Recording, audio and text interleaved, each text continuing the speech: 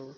Pada kesempatan kali ini Ibu akan menyampaikan sedikit materi mengenai perencanaan produksi budidaya ikan konsumsi dan kebutuhan alat dan bahan pada budidaya ikan lele. Ya, langsung saja dalam perencanaan produksi dulu. Nah, di sini keberhasilan wirausaha pembenihan ikan konsumsi tergantung pada perencanaan usaha atau bisnis plan. Jadi sebetulnya untuk usaha apapun perencanaan itu penting ya, karena itu adalah titik awal dari kesuksesan sebuah usaha. Nah, selanjutnya berikut ini adalah hal-hal yang perlu diperhatikan saat membuat rencana usaha pembenihan ikan konsumsi. Yang pertama, pilih lokasi usaha yang dekat dengan sumber air. Nah, ini jadi biar tidak terlalu jauh dalam pemberian air pada kolam. Selanjutnya, bahan dan peralatan usaha. Nah, maksudnya di sini mudah untuk didapatkan dan untuk dicari gitu ya, ketika kita membuat usaha budidaya ini di daerah mana gitu. Nah, ini untuk mencari bahan-bahannya nggak susah juga gitu ya. Terus selanjutnya tenaga kerja. Nah, tenaga kerja juga sama. Jadi memberdayakan orang-orang yang ada di sekitaran usaha kita gitu. Jadi jangan mencari yang terlalu jauh gitu. Serta dekat dengan lokasi pemasaran. Nah, ini jadi supaya mudah, karena kan ikan itu apalagi ikan yang hidup untuk dipasarkan jangan terlalu jauh, itu kan takutnya tiba-tiba di jalan itu mati gitu ya. Jadi nanti kan nggak kejual kayak gitu. Nah, makanya harus dekat dengan lokasi pemasaran. Selanjutnya, tentukan jenis ikan yang akan dibudidayakan. Nah, di sini mau ikan apa gitu. Nah, boleh juga dilakukan lebih dari satu jenis, misalkan ikan lele dengan ikan apa yang kira-kira bisa berbarengan, atau misalkan ikan mujair atau sama apa gitu. Tapi kita harus tahu ya karakteristik dari ikan tersebut. Jadi jangan sampai ketika disatukan mereka malah mati kayak gitu ya.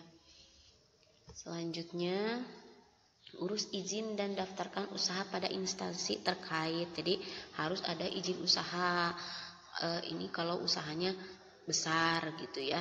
Tapi kalau misalnya kalian mau coba di rumah ya, untuk coba-coba ya bisa. Cuman kan yang namanya usaha tetap harus ada yang namanya izin gitu. Apalagi kita memerlukan lahan yang luas gitu kan ya. Nanti mungkin tetangga terganggu dengan bau amisnya. Nah, itu jadi harus ada izin. Selanjutnya, membangun wadah budidaya ikan, tergantung pada jenis ikan yang dipilih. Nah, ini harus disesuaikan. Misalkan kalau ikan lele kira-kira cocoknya di mana gitu, apakah di terpal atau dibuat seperti kolam kayak gitu. Nah, itu jadi harus disesuaikan gitu. Jadi jangan sampai nanti salah gitu ya. Jadi kasihan ikannya mati. Selanjutnya, kembangkan satu areal budidaya ikan dengan menggunakan kolam pembenihan. Nah, ini jadi dalam satu wilayah. Jadi jangan sampai pada tahap pemijahan di sebelah mana gitu jauh gitu ya. Terus tahap pendederan di sebelah mana jauh. Jadi masih dalam satu lokasi gitu. Selanjutnya, dapatkan pasar dan kembangkan jaringan pasar. Nah, ini kita harus tahu kemana saja kita akan menjual hasil budidaya kita gitu. Misalkan ke pasar gitu ya, atau misalkan di rumah kita ngadain juga, atau di mana lah gitu ya. Atau mau dibuatkan online juga boleh. Pokoknya usaha kita berjalan dengan lancar. Selanjutnya, harus dapat mengelola keuangan dengan baik dan benar. Nah, ini penting sekali ya, karena kita nggak mau rugi kan gitu ya. Apalagi kalau kita punya tenaga kerja atau pekerja gitu yang kerja sama kita, otomatis kita harus mengatur keuangan, harus berapa banyak kita menggaji mereka gitu ya. Dan untuk makanan ikan-ikannya kan kita harus beli juga. Jadi harus bisa mengatur keuangan dengan baik. Nah, itu ya. Selanjutnya, kebutuhan alat dan bahan pada budidaya ikan lele. Nah, di sini alat penunjang pembenihan. Nah, peralatan yang digunakan dalam proses pembenihan ikan lele sebagai berikut. Peralatan pengadaan air bersih seperti pompa air atau pompa celup. Nah, ini penting sekali ya. Nah, bentuknya seperti ini gitu supaya airnya terus bergerak gitu ya. Jadi dan nggak kotor gitu. Kasihan kan kalau ikan di dalam air yang kotor gitu ya. Jadi ini membantu juga untuk ikannya gitu ya supaya bisa hidup lama. Selanjutnya pemijahan ikan lele seperti kakaban. Nah, pemijahan itu adalah proses pengeluaran sel telur induk betina dan sperma oleh induk jantan yang kemudian diikuti dengan perkawinan. Nah, seperti ini bentuk kakaban itu. Nah, ini ya bahannya dari ijuk gitu ya, pakai kayu, semacam kayu gitu. Jadi nanti telur-telurnya nempel di situ gitu ya. Tuh makanya di sini ada banyak kolam. Nah, yang tadi Ibu bilang. Jadi dipisah-pisahkan mana untuk tempat pemijahan, mana untuk pendederan kayak gitu. Selanjutnya, nah ini pendederan benih ikan lele seperti blower. Nah, ini pakai blower. Nah, kalau pendederan itu adalah tahap pelepasan atau penyebaran benih ke tempat pembesaran sementara. Jadi tadi setelah telur-telurnya nempel baru dilakukan pendederan. Nah, ini blower itu seperti ini nih ya. Nah, itu ya, jadi supaya kayak perlu oksigen lagi lah. Jadi airnya kan bergerak itu tuh supaya memudahkan gitu ya ikan tersebut dalam melakukan perkembangbiakan. Selanjutnya pemanenan atau penyortiran benih ikan lele seperti seser. Nah, ini maksudnya menggunakan seser. Nah, ini ya kayak jala lagi gitu atau yang buat nangkap ikan gitu. Selanjutnya pengemasan benih ikan lele menggunakan plastik ya, tahu ya plastik seperti apa, styrofoam. Pokoknya tempat mau apapun lah terserah. Kalau misalkan kita pengen sesuatu yang baru mah silahkan gitu. Nah, ini pakai tabung oksigen ya. Maksudnya tabung oksigen ini misalnya kalau pakai plastik kan harus ada ubannya, kasih buat ikannya. Kasihan kalau misalnya ditutup plastik pasti mati, baru setengah jalan belum nyampe ke tempat pasti mati. Jadi harus dikasih oksigen dulu ya.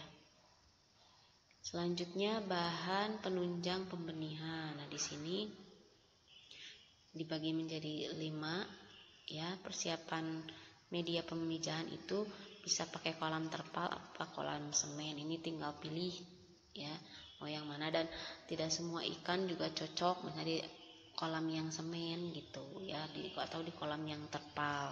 Jadi memang kita harus banyak baca gitu ya.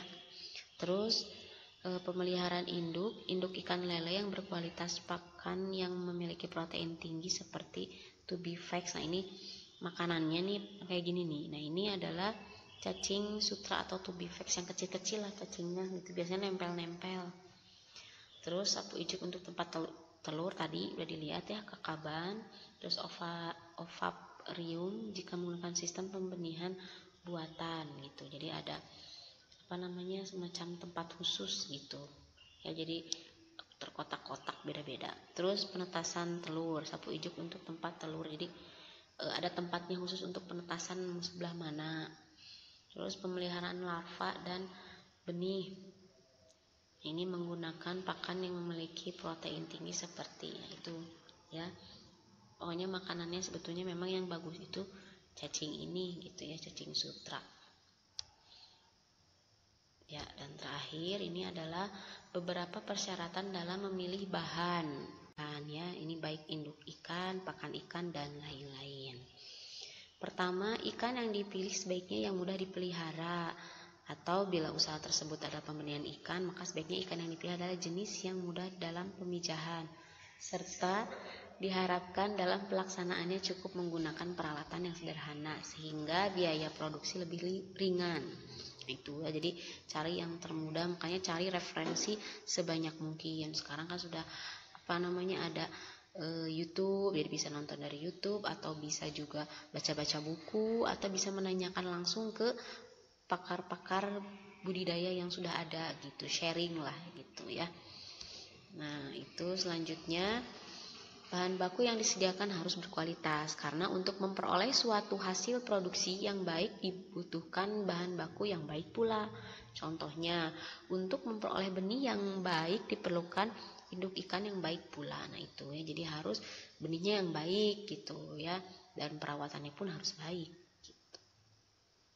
Bahan baku yang disediakan hendaknya yang mudah didapatkan dari sekitar tempat usaha, artinya bila sewaktu-waktu memerlukan bahan baku tersebut maka dapat secara mudah diperoleh atau tidak perlu menunggu lama sehingga proses produksi tidak terhambat. Jadi makanya tadi kembali ke yang pertama, dia harus strategis gitu ya.